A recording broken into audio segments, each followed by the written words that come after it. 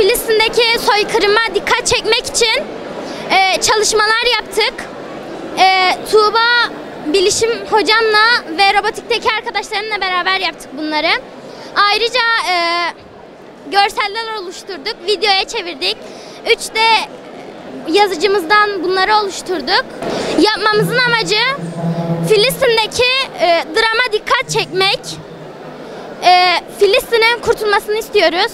Çalışmamız bir uyandırma meşalesi gibi mantıkla savaştan etkilenen çocukların dramını, trajedisini aktarmak için küçük de olsa bu çalışmayı yapmak istedik. Bütün dünya ülkelerinde savaştan etkilenen, Ukrayna'dan olsun, Irak, Filistin, Suriye vesaire dünyadaki bütün çocukların dramını göz önünde bulundurmak açısından böyle bir çalışma yaptık. Bizim duyarlılık ilkesini öğrencide empati duygusunu geliştirmek. Bu empati duygusu derken çocuğun bu yaşanan dramların sadece televizyonda birkaç saniyelik bir durum söz konusudur.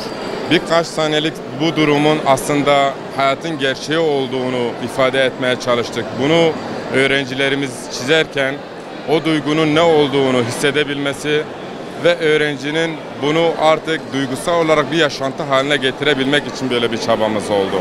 9. sınıf öğrencilerimizle biz yaptık. 9. sınıf öğrencilerimizle enstalasyon çalışmasını yaptık. En azından çocuklarımızda bir duyarlılık mantığını geliştirmek için biz bu çalışmayı yaptık. Yapımı bir dönem boyunca yavaş yavaş bütün 9. sınıfların katkılarıyla yaptık bu çalışmayı. Daha önce de belirttiğimiz gibi biz burada denizde küçük bir damla olmak, çocuklarda empati duygusunu geliştirmek ve mana kısmına önem veren bir öğrenci profilini geliştirmek.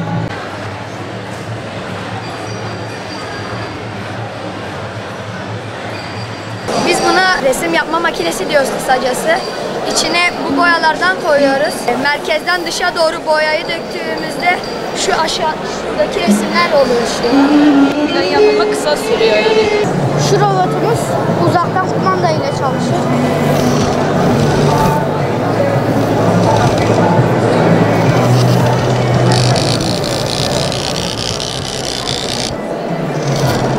Bastonu da göster.